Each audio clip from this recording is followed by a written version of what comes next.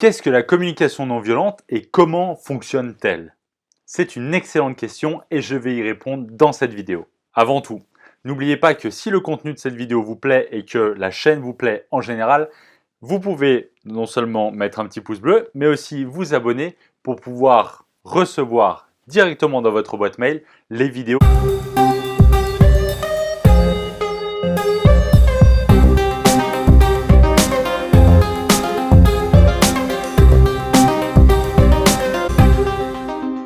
Mesdames, messieurs les super communicants, bonjour à toutes et à tous et bienvenue dans cette vidéo qui aura pour thème la communication non violente. Je suis Quentin Mechevant, votre coach et conseiller en communication orale à votre service. Restez bien jusqu'à la fin de cette vidéo parce que nous allons voir 4 idées très importantes et la quatrième est la plus importante, celle qui va vous aider vraiment à développer cette communication non violente qui vont pouvoir, donc ces 4 idées, vous ouvrir l'esprit sur votre communication et comment est-ce que vous allez pouvoir l'améliorer, tout simplement. La communication non violente, premier point de la vidéo, a été théorisée par Marshall B. Rosenberg et cet homme-là a dit que la communication non verbale et la communication verbale devaient inspirer de la bienveillance. Les deux aspects de la communication doivent inspirer la bienveillance et la transmettre. Donc il y a vraiment deux aspects à voir. L'inspiration, vous devez incarner la bienveillance, mais aussi la transmettre pour que cette bienveillance puisse toucher chacun et chacune des personnes autour de vous. Dans la communication non violente, sachez que le langage corporel, donc une partie de la communication non verbale, est très important. C'est primordial. Je me souviens, un des premiers cours que j'avais eu sur la communication, lorsque j'étais à l'école d'ingénieur, et je me souviens que durant ce cours, la prof nous avait montré un exemple de langage corporel qui était, lorsque c'était fait d'une certaine manière, violent, et lorsque c'était fait d'une autre manière, c'était non violent. Et cet exemple, il est le suivant. Lorsque vous devez, je ne sais pour quelle raison, séparer votre audience en deux parties, vous avez à votre disposition deux manières de le faire si vous voulez séparer avec vos mains, comme ceci. Donc si vous êtes droitier, le fait de séparer l'audience en faisant tac tac comme ça va être perçu comme de la communication violente. Pourquoi?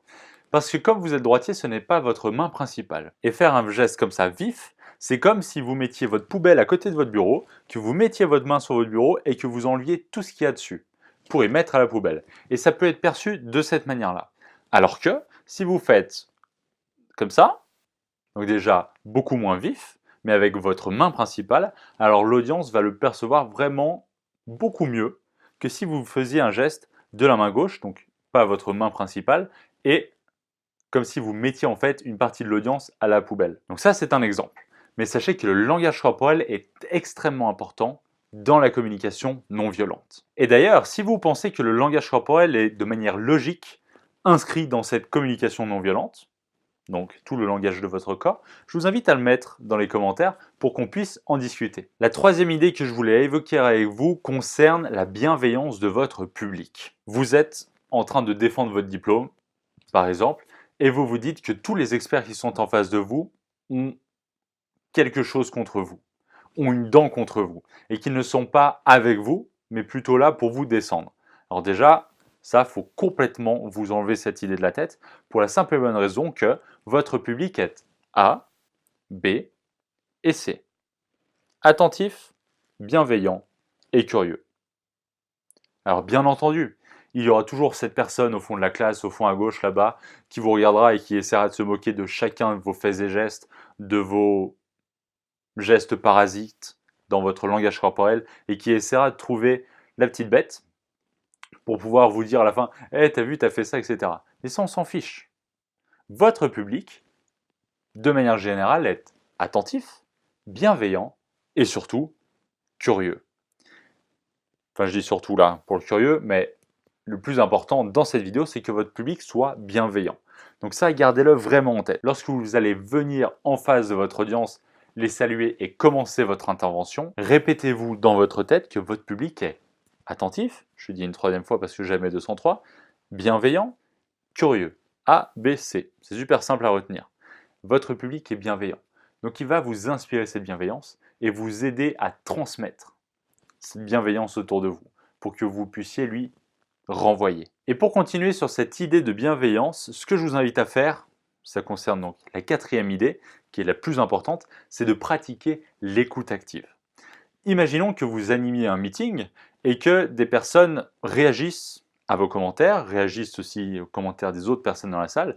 Pratiquez l'écoute active pour la simple et bonne raison que, avec l'écoute active, vous allez pouvoir développer votre communication positive, transmettre votre empathie, vraiment être là pour écouter et savoir ce qui se passe, comment est-ce que vous allez pouvoir aider certaines personnes, comment est-ce que vous allez pouvoir répondre aux demandes d'autres personnes, etc., etc. Utiliser l'écoute active va pouvoir transmettre votre empathie naturelle et donc développer votre bienveillance. Et c'est pour ça que je vous invite vraiment à développer votre écoute active et à la pratiquer. Commencez par vous exercer en connaissant bien les fondements de l'écoute active et ensuite vous pourrez l'exercer de façon naturelle lors de meetings, lors de face-to-face avec vos collègues, avec vos proches par exemple, et ça vous sera vraiment bénéfique. Cette vidéo touche à sa fin et je vous remercie pour votre attention. Et si vous êtes encore présent dans cette vidéo à ce moment-là, c'est que vous êtes sûrement intéressé par les prises de parole en public. Et c'est excellent parce que j'ai quelque chose à vous proposer. J'ai une solution par exemple pour éliminer votre trac et captiver votre audience. Vous pouvez vous diriger dans la description juste en dessous, vous trouverez un lien sur lequel en cliquant, vous aurez accès à un e-book entièrement, je dis bien entièrement gratuit, qui est dédié à vous. Cet e-book vous donnera 33 principes qui vous aideront vraiment à progresser quant à votre trac et aussi et surtout à pouvoir beaucoup mieux captiver votre audience lors de vos interventions en public. Et n'oubliez pas de vous abonner juste en dessous et de mettre un petit pouce bleu si ce n'est pas déjà fait. Cette vidéo est terminée. Je vous remercie pour votre attention. Je vous souhaite une excellente fin de journée, une excellente semaine et surtout, n'oubliez pas de sourire. Le monde ne sera que meilleur. C'était Quentin Mégevant. Ciao.